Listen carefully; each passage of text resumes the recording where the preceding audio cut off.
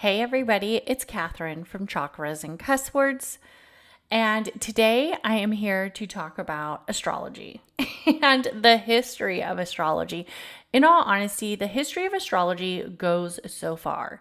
It literally goes so far and so deep that I can't cover it all, but I want to talk about some of the main aspects and some of the main, I guess you could say, history lessons that I personally enjoy and I want to share with you. So we all know that astrology has been around for decades, centuries. I mean, before Christ, before basically if there was a man on this planet, we guarantee he was sun gazing and he was moon gazing and he was looking at the stars and they were finding the patterns of the stars. So it's believed that astrology has gone back as far as 40,000 BCE.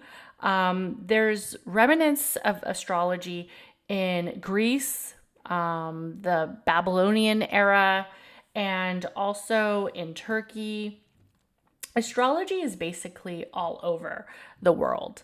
It is believed that since the time of man, there have been people sun gazing and paying attention to the patterns of the stars and the celestial movements of the energy that the stars and the planets and the sun all align with. I mean, will we ever really know the first indicator of when somebody began to study astrology? Not necessarily. We do know that there's a difference between astrology versus astronomy, but we feel that many people have been studying this type of energy of how the stars and the planets and the sun become aligned and create patterns, and how this energy affects the people here below. It kind of reminds me of that saying, as above, so below, or is it so above as, I think it's as above, so below, meaning whatever happens in the stars and whatever happens in the cosmic energy of the person or the planet, we tend to see it in areas of below, of areas of us and the internal energy of the mother planet, the internal energy of us. So I really find that astrology is pretty fantastic. And I want to talk about some of the things that they have discovered.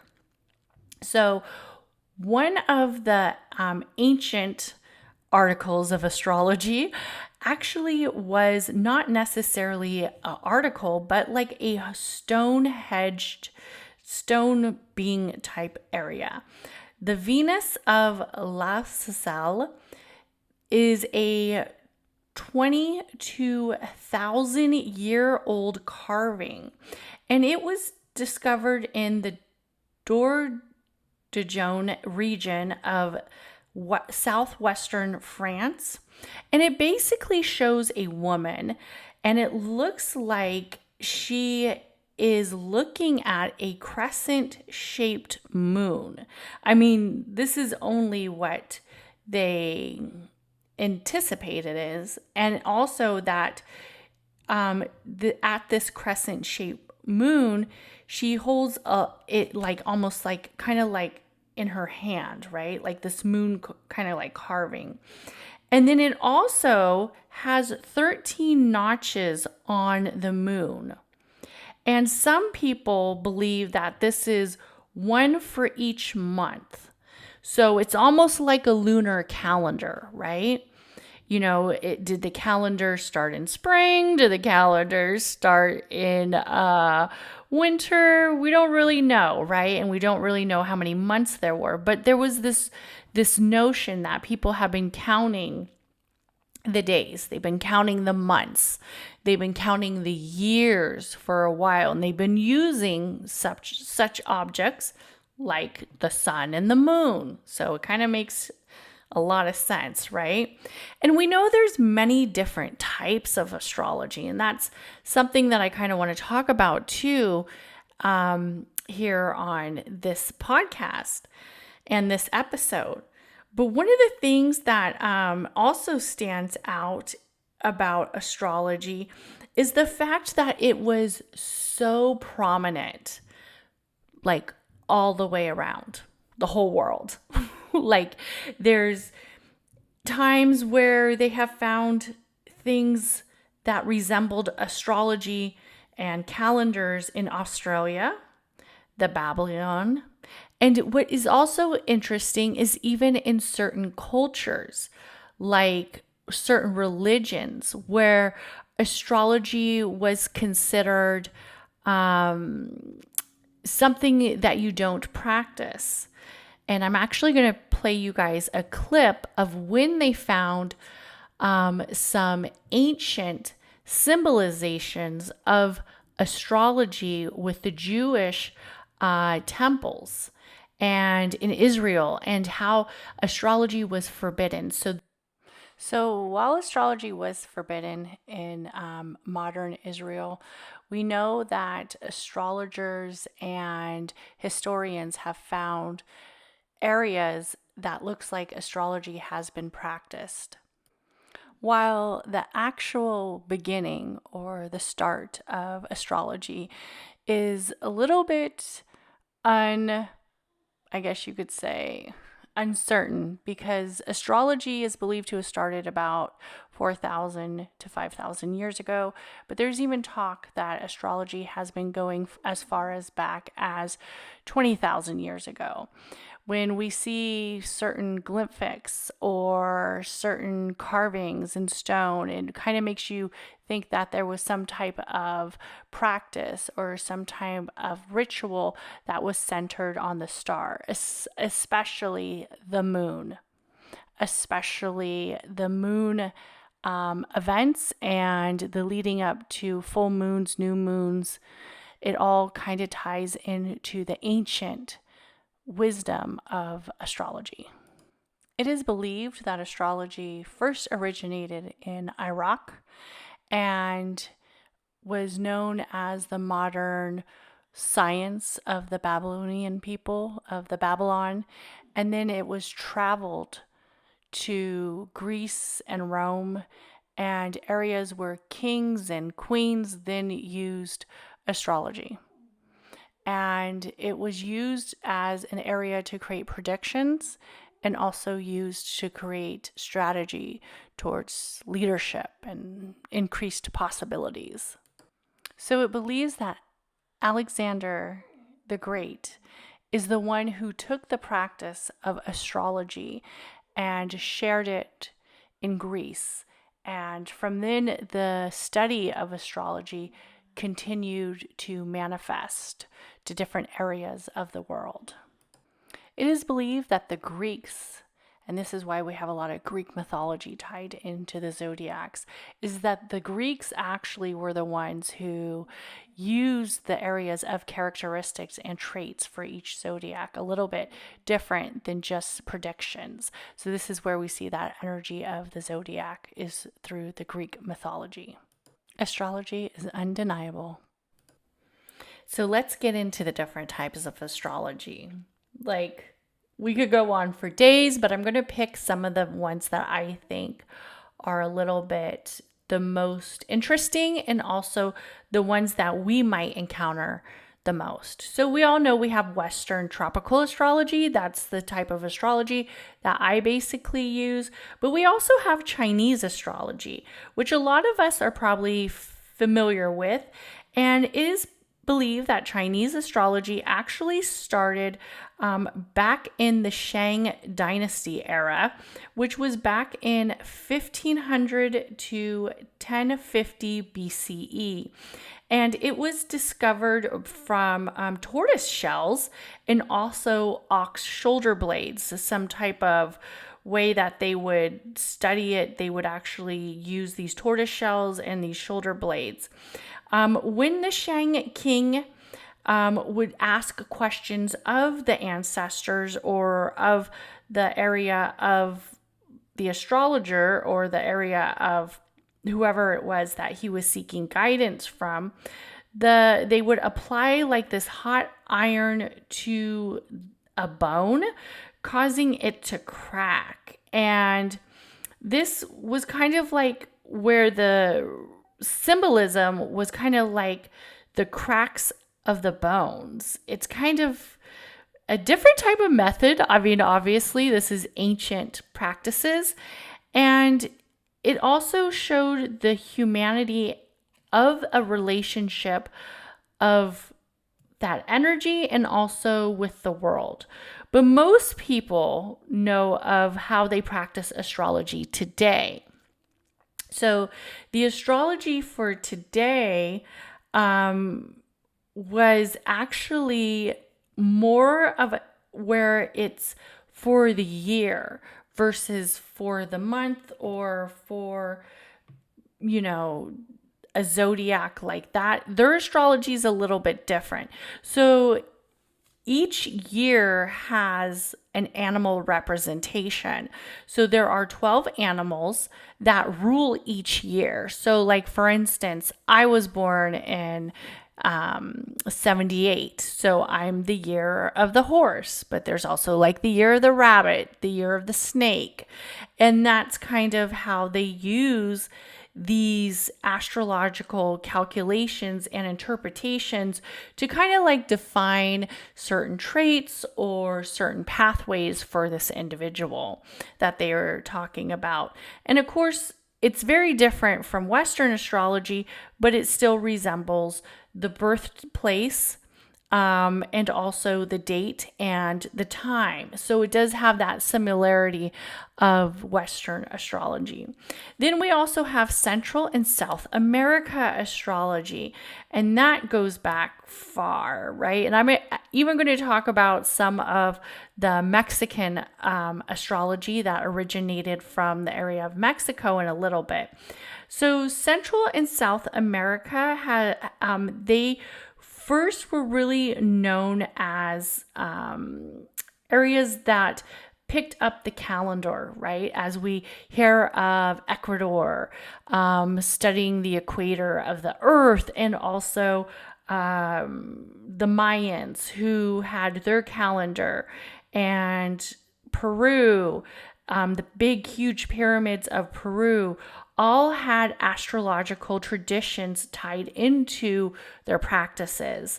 So we know that as well as 365 days a year, that the Maya used a calendar that represent 260 days of a sacred year. So it's like a devised combination of two special numbers. The numbers consisted of 13. The number of the lunar months in the year, and 20 was the other sacred number, closed the numbers of the year that resembled the sun and the moon nodule cycle that used to be that energy that they would use, the patterns that they would use to predict eclipses.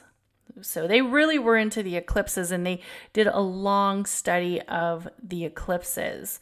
So it's very interesting about how astrology fluctuates, and there's no defined way that is right or wrong. And when I hear a lot of people talk about Vedic astrology versus Western astrology versus sidereal astrology, it's just basically what study of astrology makes the most sense for you and which one you prefer using.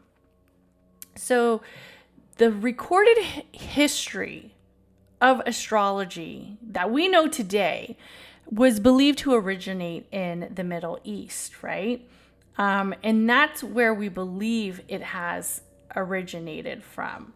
And a lot of people believe that the pyramids have a lot to do with astrology, and they are actually in areas where they are creating patterns with the sun, with the moon, with the planets. So it gets pretty out there. It gets pretty deep. The path to the next world, some people would say, are what the pyramids resemble, that multidimensional area. The Great Pyramid of Giza was built over like 4,500 years ago. And it's a huge tomb. And it's for the pharaoh, Kahafaf, a king. And also it is known as a king's chamber.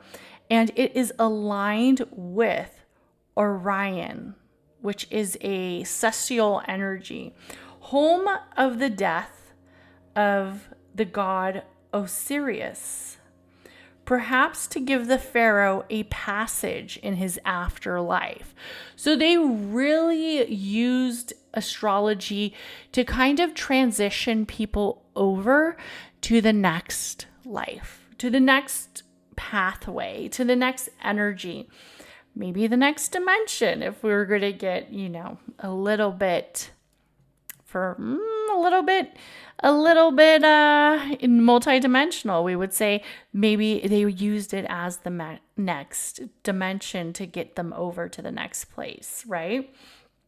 One of the things that I want to say is we know that looking at the pyramids and the temples, it's all believed to be that energy that kind of ties us into God, that ties us into the universe, that ties us into the energy of what is next. What is our soul's energy going to receive after we pass? Where are we going to go? What are we going to do? How are we going to feel? Are we going to be met at the entryway of God? Are we going to be reincarnated? None of these questions, are they ever fully answered? No, it's what you believe and what helps you keep faith and what keeps you inspired to keep going. So like I say, we have to remember that these are all philosophies. These are all either coming from a practice of religion or ancient times. Whatever works for you, works for you. So back in 1800 BCE, these clay tablets were found, and they were almost known to have like this natural distinction. And this, I guess he was like a astrologer, or he wrote in his astrological diaries that around 700 years, his name is Nicholas Campion, 700 BCE, they were passing on knowledge from father to son, that the Persian occupation of the Babylon in 500 BCE is where they began to find a lot of reminiscence that they think kind of all took away in astrology. So in depth. Also, the Nile in the sky to Egyptians is the stars of Milky Way, where it is believed that is navigated by the gods of the sun and the moon. So in Egypt, astrology is very, very big. And it's very big in many other cultures and many areas of the world. Also, Indian astrology, a lot of times before there's an arranged marriage, they will look up the Vedic astrology and look at the two soon to be married couples' birth charts and kind of meet with an astrologer and see what blocks or what destiny paths they have. Is this an arranged marriage or a love marriage? But somehow an astrologer is usually tied in a lot with that culture and a lot with that energy. So it is also believed that the Roman deity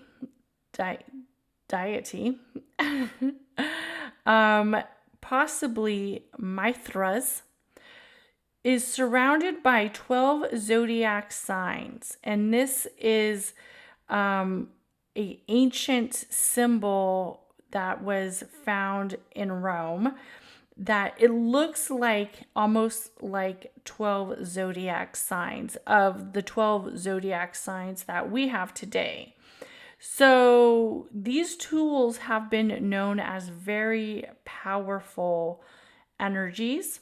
The earth spinning at a certain point with planets moving around it is causing these patterns that people have been studying for centuries. At first, astrology was very much put off as, no, this is just, not really what we want to get into, put off as very unworldly and also very foreign to many parts of some of the people who first encountered it from different cultures, right? But most of the people who practiced astrology in the ancient times saw it as almost like the gods' messaging. And a lot of people actually used astrology in some areas of life. And it was almost seen as an area, especially like with Greek mythology and also with Roman astrology, that it was almost like an area that was for the gods. It was like for the rich. It wasn't a energy that was portrayed as kind of like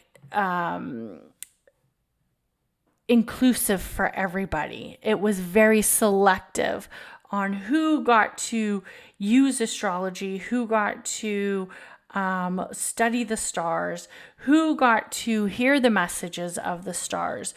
It was for kind of like the area of the culture that it was almost like a hierarchy, right? Like, no, you couldn't be an astrologer because you were like a peasant, or no, you couldn't speak the messaging of the stars because you aren't a king, or you can't receive the messages of the gods because you aren't a king, you aren't a queen, you aren't at that caliber. So it kind of had a lot of weird, like hierarchy and very almost like royal aspect about it.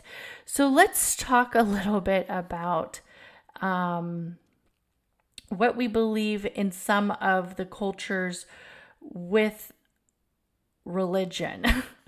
So as a Catholic born, we always heard the story of the three wise men who went and looked for the star of Bethlehem.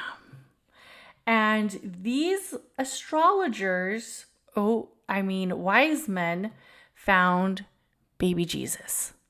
And you guys already know that I think Jesus was not a Capricorn. I don't think, Christmas and the Catholic dictionary has already acknowledged they don't know Jesus's birth date. But they decided to go with Christmas because it was kind of around the transition of a lot of pagan holidays, I believe noble. So it was an easy switch to go from paganism to Jesus's birthday. I personally think Jesus might have been a Pisces. That's my possible alignment. A lot of people think that he was maybe an Aries for the start of the new year. But I'm thinking maybe Pisces. I'm actually going to play you a clip about these three wise men and what we know, what day was baby Jesus born. So some astrologers actually believe that the Bible, the New Testament, shows a lot of astrology predictions and indications that astrology was used in the religion and also in areas of messaging.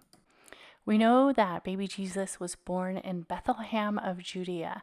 And during this time, there was actually 3 wise men who were on the search of this baby born under the star of Bethlehem. So the story goes that 3 wise men traveled from the east to find the baby that was born under the star. And when they approached, they said, "Where is this baby that was born under the star? We have traveled to find him, and we actually have traveled so we can worship him." Many believe this was the first time that it is noted in the Bible the finding of Jesus was used through astrology. And I do believe that these 3 wise men were actually astrologers. And they offer this baby, who is now known as the Messiah, gifts of gold, frankincense, and myrrh. This is all to pay homage to him and acknowledge the profound leader that they think he will become, and really begin the worship of Jesus Christ.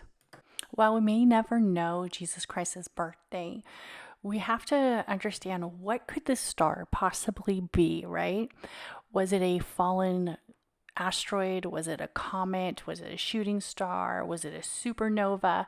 And most people think no, because the only people who saw this alignment were the 3 wise men.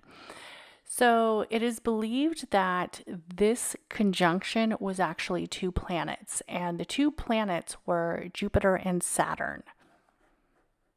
In the 17th century, an astronomer named Johannes Kepler actually tried to answer this question. He believes that it was Jupiter and Saturn the whole time. He believes that in the 16th century, he saw this conjunction. He even goes on to calculate that the last time this conjunction happened was in the year of 7. This is, I believe, the year of the birth of Jesus. And this conjunction created an energy that looked like a huge star, but in actuality, it was 2 planets conjoined together. Okay, so whatever you believe is right for you, if you believe Jesus was a Capricorn, Jesus was a Capricorn, was born on Christmas Eve. If you believe Jesus might be a Pisces, maybe Jesus is Pisces, whatever the notion is, right? But we both can probably agree that I think, and I'm sure you might think too, that these 3 individuals who found Jesus and went seeking for him were seeking him off of an energy of a star, right? An energy of a star. Why would they do that if astrology didn't make any sense? If astrology had no magic behind it, if it didn't have any energy behind it, why would they care about this big bright star and see who was born under it and who was born under this day? So Christians and people who believe in Christianity, for the most part, astrology is almost considered a no-no, something you don't really dive deep into. And it's not necessarily that it's a bad area. It's just because they believe that it brings that deviation or deviation or clairvoyancy, and it brings messages that should only be given by God. But how do we know the stars aren't working for God and aren't sharing the messages of God? But some even acknowledge that we are not worshiping the stars like as we would worship the God energy, but we are receiving messages that probably are aligned with God through astrology. But it is interesting because there are a lot of parallels between the zodiacs and also the Bible that a lot of people are kind of not familiar with. So I wanted to talk about them and see what you think about this. And I want you to think to yourself, what does this mean to you? And what does this mean to you when you hear this area of the biblical studies versus the zodiac studies? So humanity was given the Garden of Eden which a lot of people feel resembles the Taurus.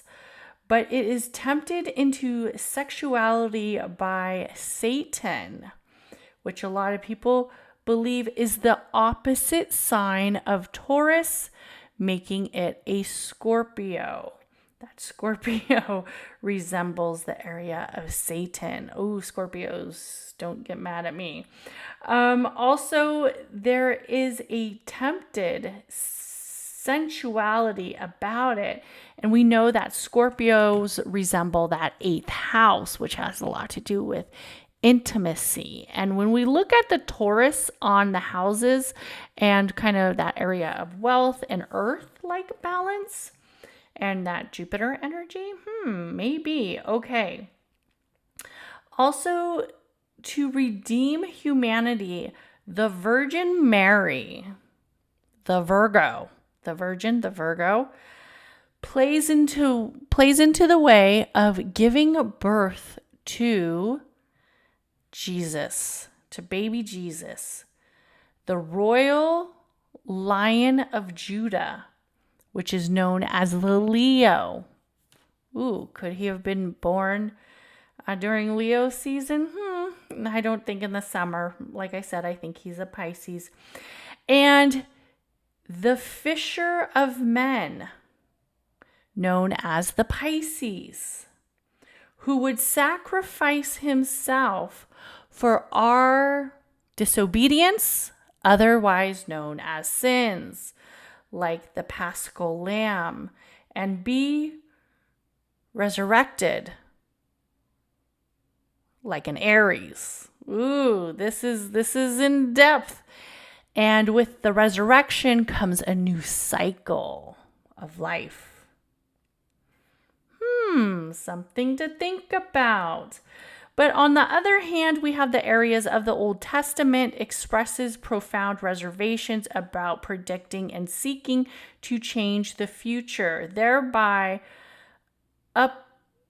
surprising and basically acknowledging that the supremacy is of God, not the areas of the planets or the stars or the zodiacs. So many Christians and Catholics reject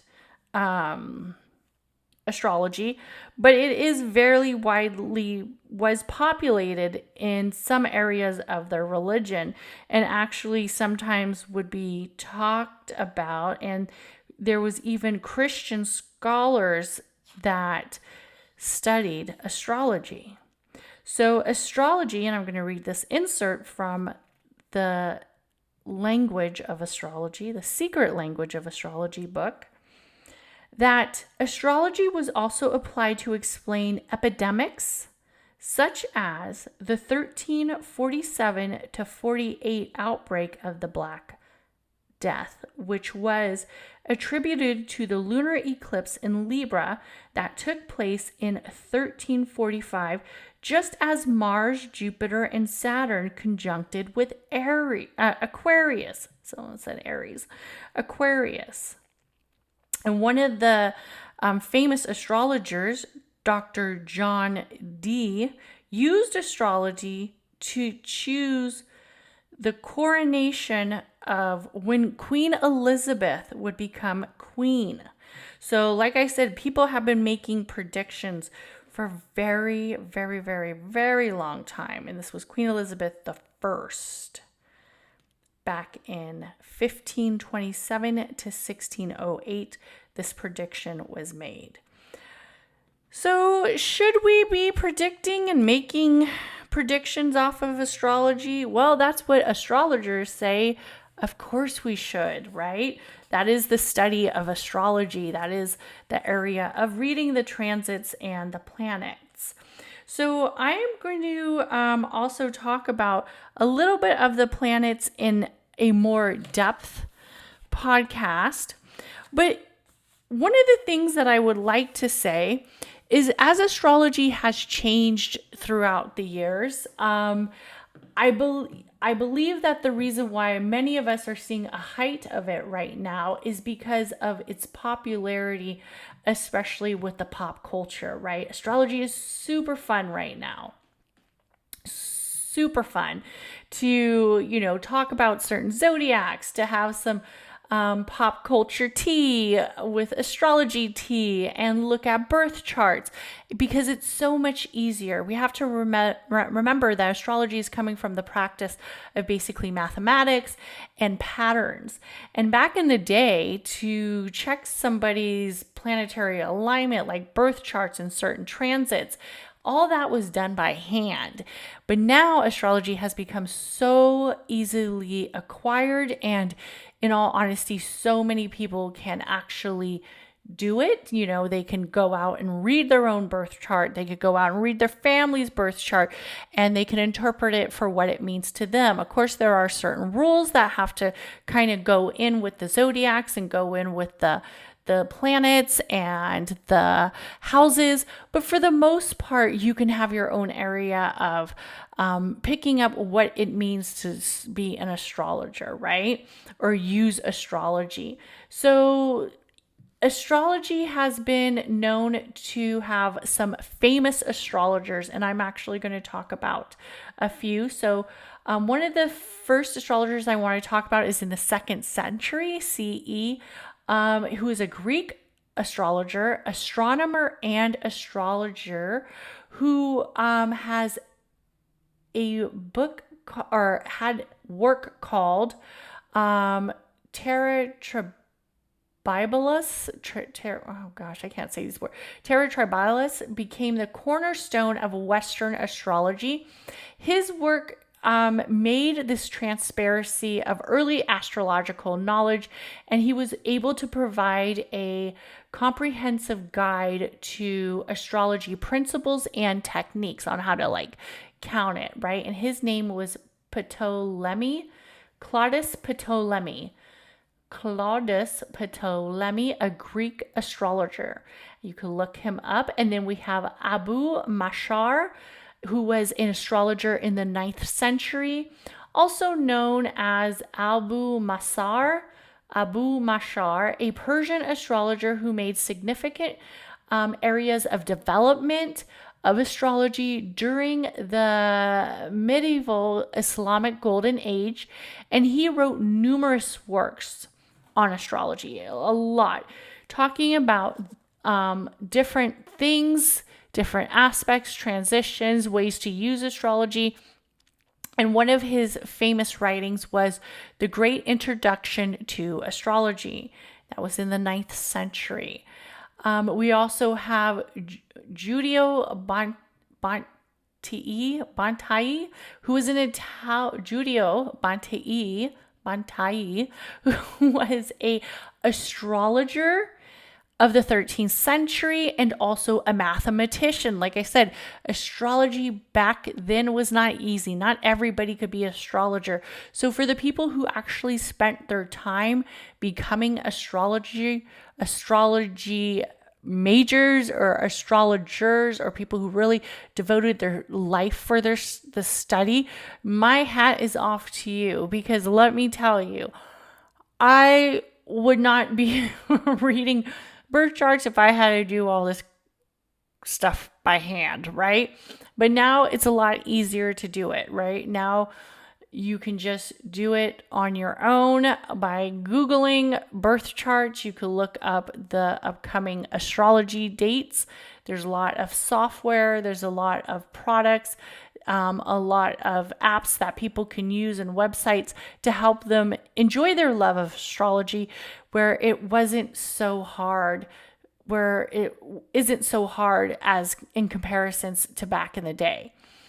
So we also have William Lilly, was an English astrologer known for his expertise in Christian astrology. So here we go with the Christian astrology. And we have to remember that Christian astrology does tie into the Bible a little bit. So if you want to look up Christian astrology, go ahead. But I will tell you, there are some people who are very against it who are Christian, but depending on what works for you, and that's the difference between spirituality versus religions, is for spirituality, you can judge what is right for you versus somebody telling you what is right for you. Evangeline Adams, she is a remarkable astrologer, in all honesty. She literally took astrology to court. And I am going to play you guys a clip so you guys can hear this because I think her story is completely fascinating. I love it.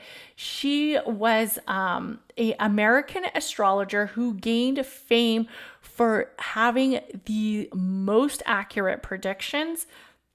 And she basically advocated for astrology. When somebody tried to find her and arrest her for being an astrologer, she fought back and she took him to court. I have to share this with you. So the story of Evangeline Adams kind of goes like this. She was around in the new century. She's considered like a modern astrologer. She is really the leading lady of astrology for the US. And she was basically doing like predictions and horoscopes via radio for a very long time. And people fell in love with her. They tuned into her broadcast. So in 1899, Evangeline Adams takes this trip to New York and she's all decked out. She's staying at the Windsor Hotel, which is a very prominent hotel and is known for being kind of like high end. And she decides to pull up the chart and do a prediction for the hotel owner. And what she predicts is that he is in immediate danger and he needs to seek some type of refuge. The hotel owner kind of laughs at her and he just, this is crazy astrology talk. What are you talking about? But the next day, the hotel, the Windsor, burst into this huge fire with no rhyme or reason. And people are saying, oh my goodness, this prediction was true. Luckily, she was not hurt and she was safe. But this prediction literally blows up. Everybody hears about it. It's in the paper, the New York Times, like it's everywhere. Well, I don't know if it was the New York Times, but it's everywhere. And everybody wants to see her, find her, and get their future told. And that's when she starts broadcasting her radio show and people love her. So in 1914, she was actually arrested for a law of considered to be fraud by fortune tellers.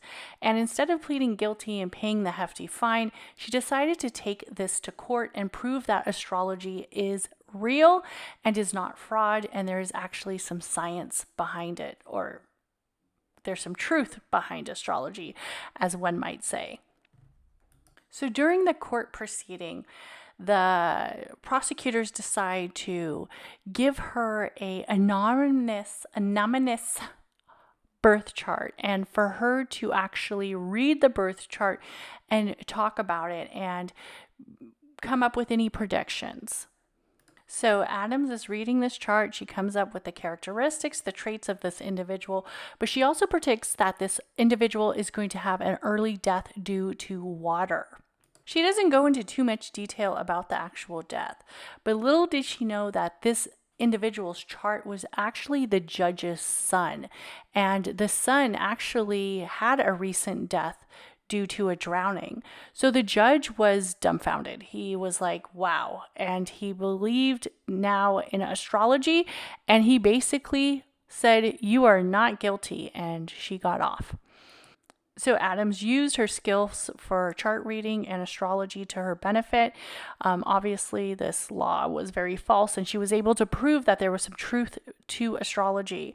And she kind of saved the name for astrology, but there's always that talk about astrology isn't real, astrology is fake, and it's really up to what you believe. Do you believe it's real? Do you believe it's fake? That's kind of hidden in the person who is analyzing the astrology. In all honesty, her using her individual power of an astrologer to basically fight for the profession of astrology and continue to have a love and profession of showing people what astrology is all about. Another famous astrologer is Dane Rudhyra was a French-American astrologer and composer who wrote a lot about not only just astrology, but the spiritual aspects and perspectives of astrology and the interpretation.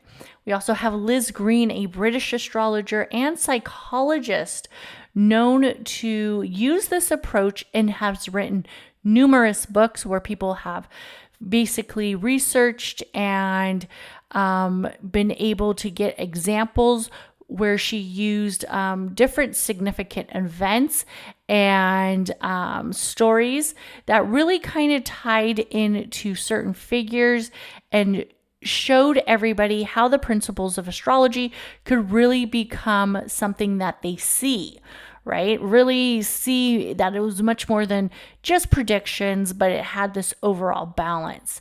So it is very important to note that astrology, while it's not scientifically based research, the scientists often like to say, no, astrology is not true.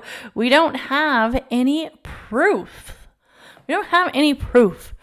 Right? So all these astrologers before didn't apparently show enough proof, right? Which I think is a bunch of bullshit, but whatever.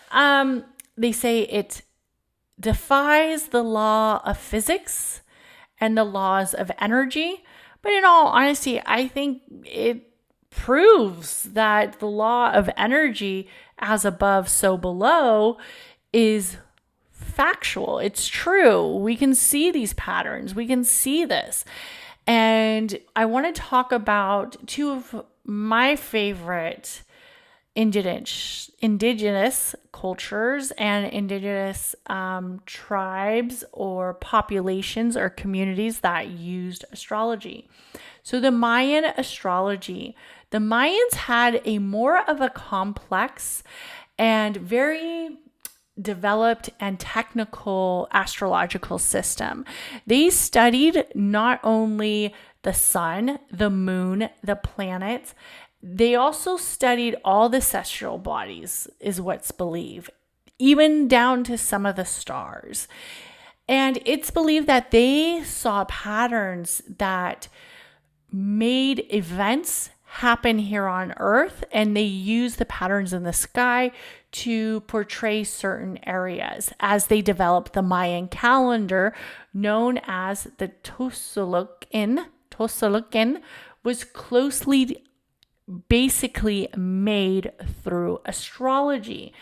This calendar consists of 260 days and was used to determine many dates for various reasons. If it could be rituals, if it could be ceremonies, such as like religious ceremonies, right? Or religions, kind of rituals for their practice and spiritual aspects.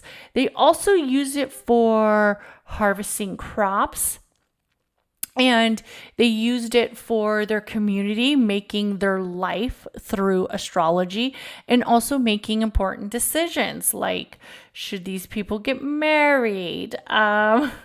Should this woman have a baby? So a lot of astrological glyphs and symbols in the Mayan culture shows high influences of astrology, of symbolism that refers back to the beautiful universe and the cosmos.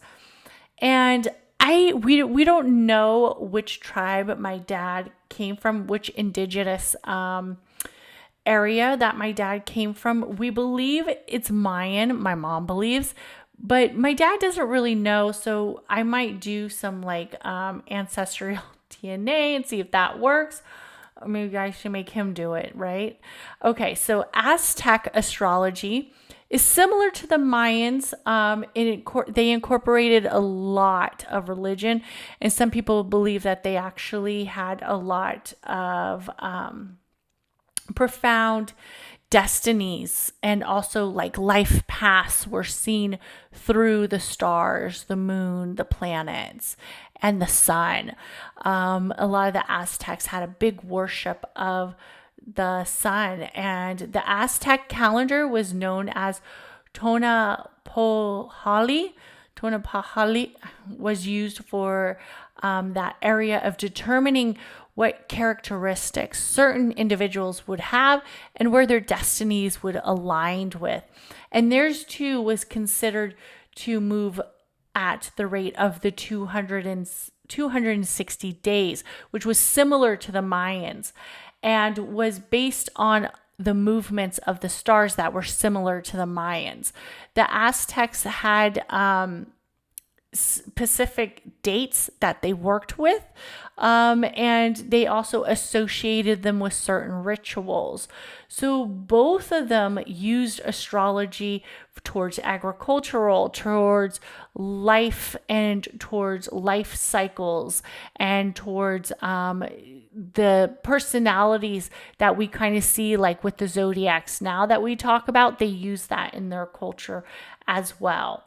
So I thought that was very interesting because I feel that in the Mexican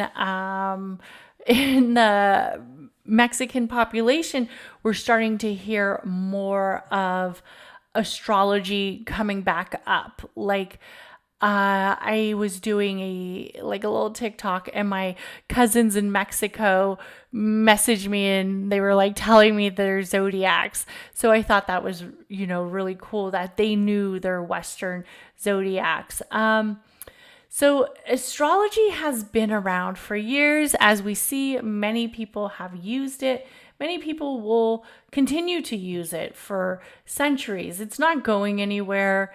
It's something that it's just not moving. It's not going to leave. It's a philosophy. It's a science. It's a practice that people love, and they enjoy learning about it, and they enjoy using it.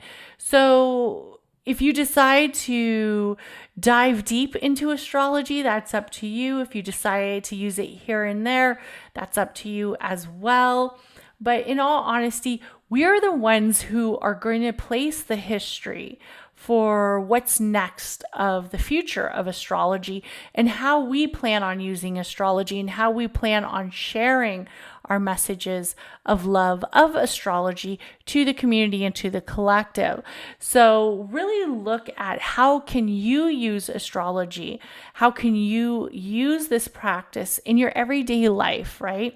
If it means not only reading the weather report, but also checking out what current astrological events are occurring, what is happening that might be a little bit dominant with your zodiac, how can you plan towards a full moon ritual, sun ritual, or even praise a day of the week.